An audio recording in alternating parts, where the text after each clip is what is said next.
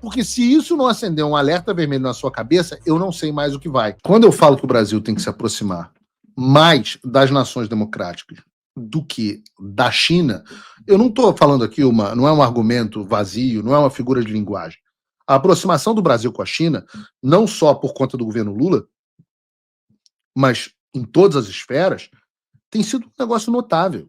E é óbvio que os americanos estão vendo isso. Para explicar esse ponto, eu quero trazer aqui duas matérias. Duas importantes. A primeira é essa da Raquel. Porra, como é que se lê um troço desse? Derevec, da Gazeta do Povo. A associação exige que a STF divulgue termos de acordo com a Suprema Corte Chinesa. Após o Supremo Tribunal Federal se recusar a divulgar os termos do último acordo firmado nos últimos meses com a Suprema Corte da China, isso não é um negócio de maluco, né? Não, imagina se o Brasil vai virar uma ditadura. Isso é uma loucura. Juristas e cidadãos se uniram esta semana para exigir transparência dos ministros brasileiros. Para isso, a Associação de Juristas Lexon, que é contrária ao autorismo do STF, divulgou um ofício dirigido ao STF e ao Superior Tribunal de Justiça. O documento exige divulgação imediata e integral de todos os pactos celebrados com a corte chinesa. Puta merda, a gente está celebrando pacto com a corte da ditadura chinesa, velho. Quando é que vocês vão acordar? Aqui, para você que talvez não tenha acompanhado, ele está fazendo referência a uma parceria de cooperação de informações de uso de tecnologia, sobretudo inteligência artificial, entre o STF e a Suprema Corte da China. E ninguém sabe quais são os termos dessa parceria, é secreta. E é isso que os caras do Lexon, né, os juristas do Lexon, estão reclamando. Mas o que a gente sabe? A gente não sabe os termos do acordo. O que a gente sabe? Eu vou continuar lendo a reportagem.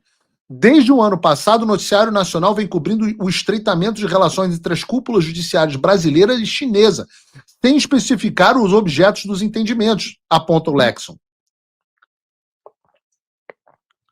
Segundo a associação, o que se sabe, e eu vou fazer aqui, eu vou falar um negócio.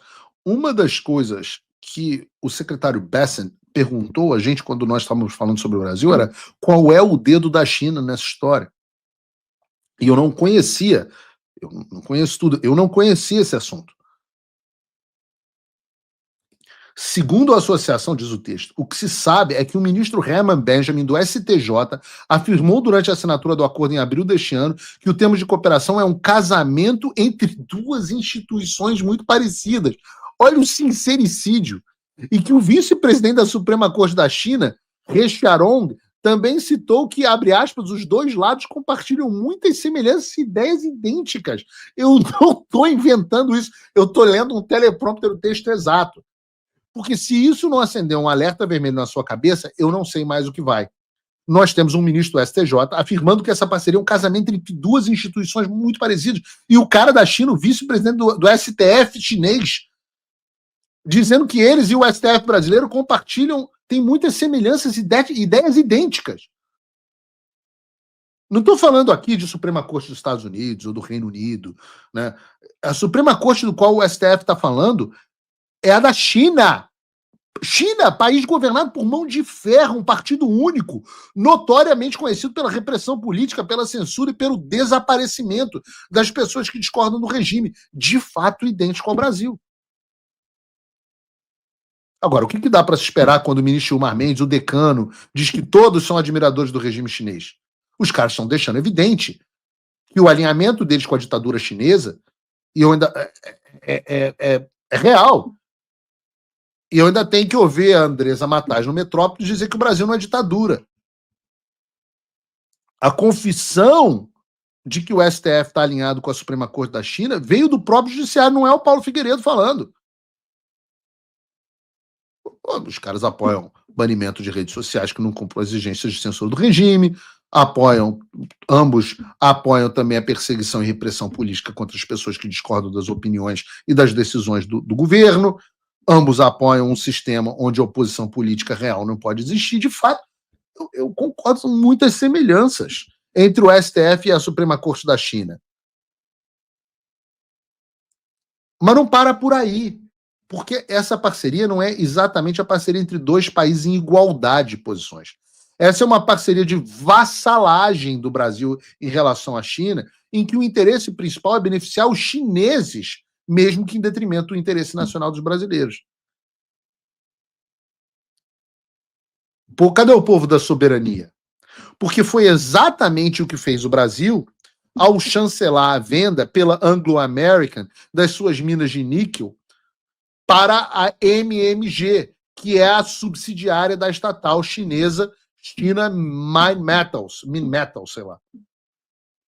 O que aconteceu, para você que não está acostumado a termos comerciais, foi que o Brasil concordou com a venda de minas de níquel gigantescas a uma empresa de propriedade do Partido Comunista Chinês.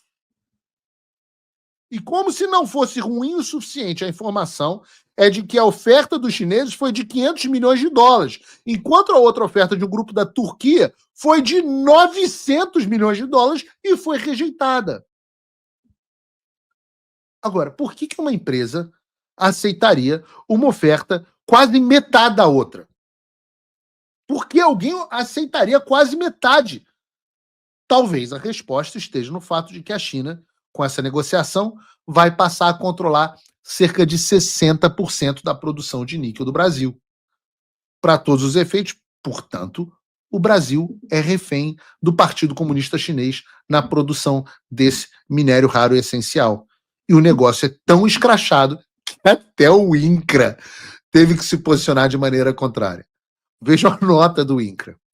A China domina o refino e o processamento de minerais fundamentais para tecnologias limpas, defesa e indústria, além da produção de produtos dos mais variados tipos, inclusive aqueles relacionados à saúde e necessidades básicas, em razão de uma centralização exacerbada da industrialização em um mundo altamente globalizado. A exemplo da pandemia de Covid 2019, tal concentração revela a vulnerabilidade de países ocidentais a decisões unilaterais da China, como restrições de exportação e ou priorização do mercado interno chinês.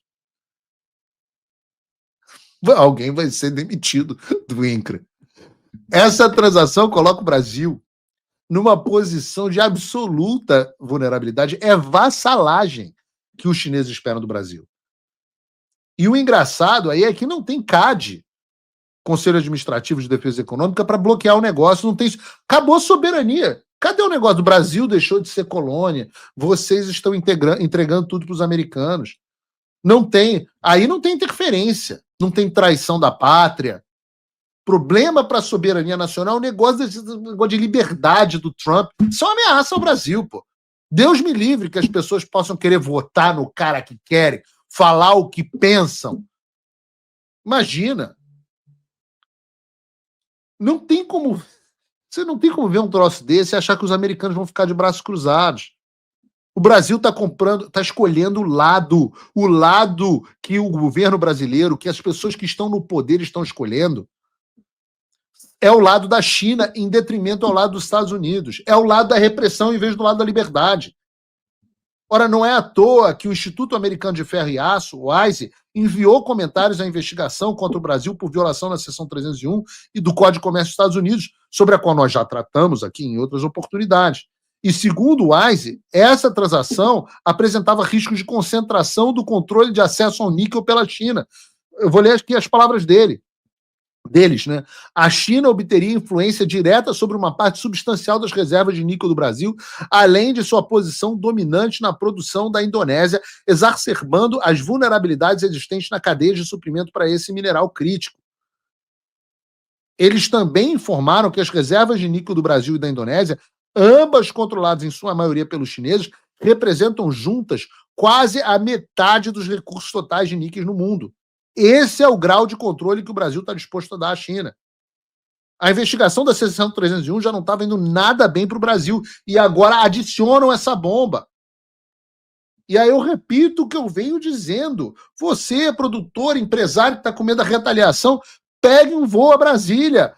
Estes problemas passaram a ser problemas seus. Não dá para você se omitir, como disse a jornalista ontem. Os bilionários estão preocupados em ganhar dinheiro. Alô? É o frio, é o inverno batendo na sua porta.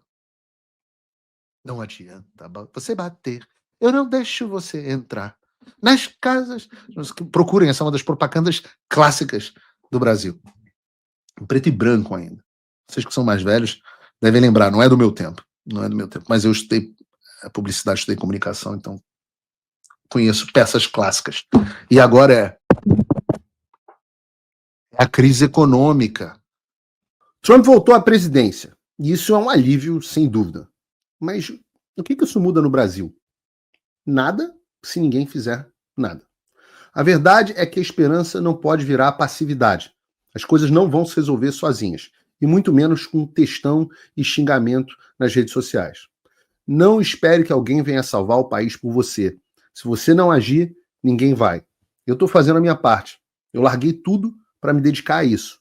Mas sem apoio, esse trabalho simplesmente não continua. Quer saber como pode ajudar sem sair da sua rotina, sem sair da sua vida? Simples. Apoie quem está na linha de frente. Acesse www.paulofigueiredoshow.com/apoie e com apenas $5 por mês você mantém esse trabalho vivo. Se você puder mais, considere a possibilidade de se tornar meu patrono Gold e tenha acesso ao meu grupo privado no WhatsApp, onde você participa das discussões que guiam o conteúdo e muito mais. A diferença entre quem só assiste e quem faz parte da mudança é a atitude.